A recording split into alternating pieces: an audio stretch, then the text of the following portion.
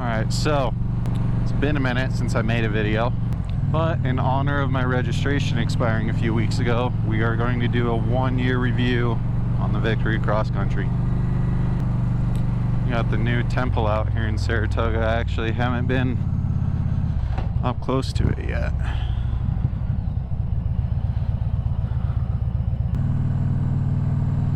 But anyway, let's get into the video.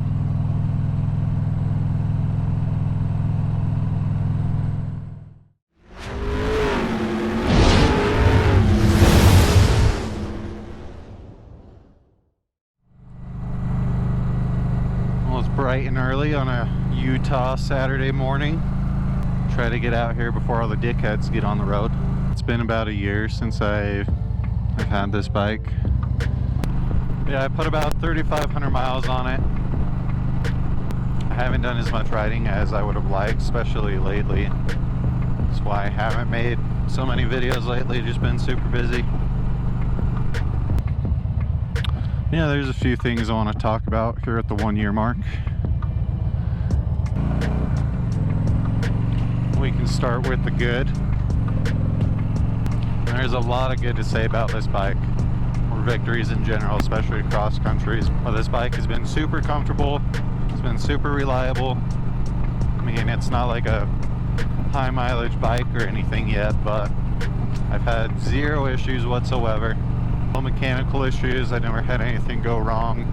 The battery died this winter, even though it was plugged into a trickle charger in my garage. Just got too cold, it stopped charging, and I didn't start it often enough.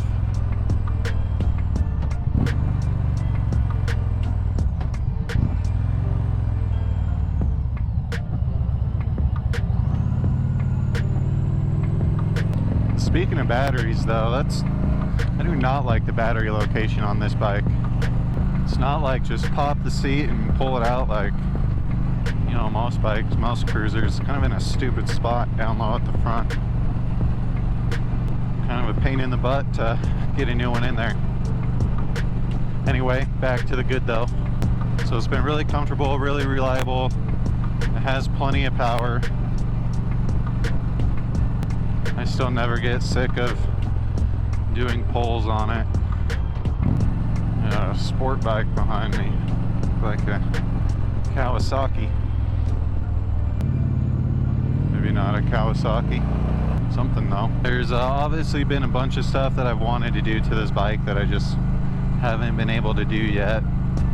You know, I want new bars, I want a new exhaust. I actually ordered an exhaust from Hacker Custom Exhaust last year. When I ordered it, they said they had about a 6 to 8 week lead time before it would ship. So I ordered it, waited 8 weeks, still didn't get a shipping notification or tracking number or anything. So I emailed them, asked them if it's going to ship soon. They didn't respond to my email for a month. And then after a month, all it said was, "This is yet to ship." And that was last year. Luckily they haven't billed me yet. I'm assuming I'm not gonna get it. So a big shout out to Hacker Exhaust. We'll do something at some point. Maybe.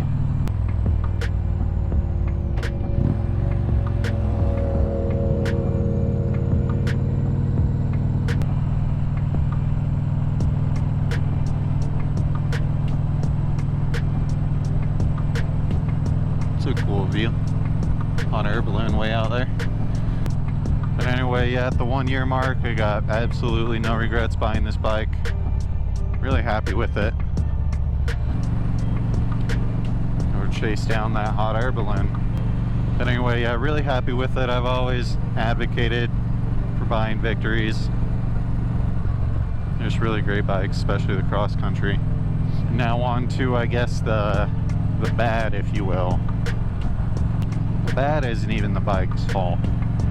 But it just seems like it's getting a lot harder to find parts, either OEM or aftermarket, for Victory. Like, I know Lloyd's just recently stopped making parts for Victory. I've seen in a bunch of different Facebook groups and threads that, you know, people have had some trouble tracking some different parts down. One cool thing though, I actually found out by where I live, there's a guy like 2 minutes from my house that runs a little bike shop out of his garage, and he exclusively works on Victories, and I think Indians too. But so if I ever need service, I definitely got a good hookup for Victory.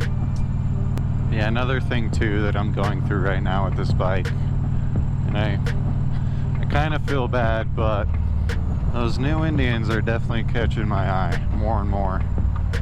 Those Chieftains and Challengers, especially the Dark Horse. Oh dude, they're so good looking.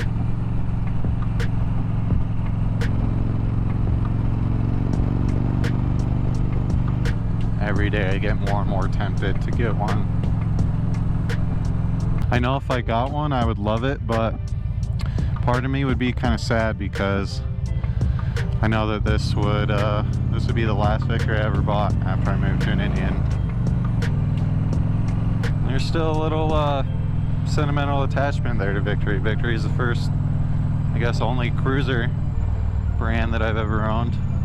From a 04 Vegas to a 12 highball to this guy.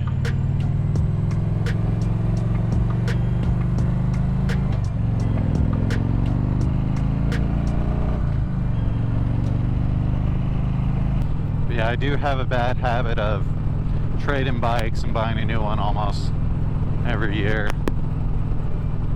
But I always do it, and I don't feel bad about it.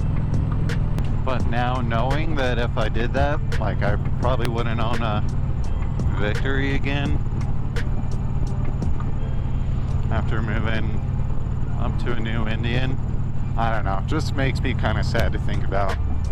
I don't know if I'm quite ready to do that, but I actually think I'll probably get another sport bike before I get a different cruiser. I mean, I'll keep this and get a sport bike as a second bike. I really want a naked bike again. Been looking a lot at like the Z900 or MT10. Or even if I could find a used Super Duke for a good price.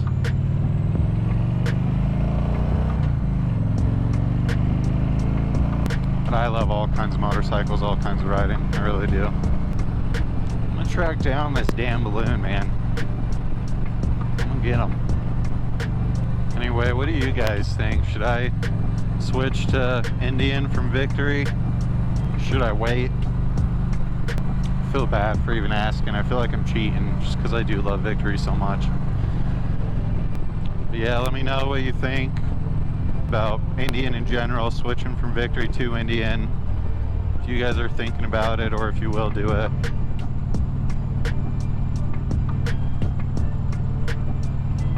So like I said, I am getting that itch. I just don't know what to do about it. Anyway, I appreciate you guys watching. That balloon is somewhere above me now, not sure where. But if you're new to the channel, be sure to drop a like, give me a subscribe. I haven't been posting very many videos lately. I think I've only done one this year. Just been super busy. Got a new job, trying to remodel my house. But I'm gonna start uploading some more. I gotta do it. But I definitely appreciate anyone that watches my videos. And until the next one, guys, we'll catch you later. Peace.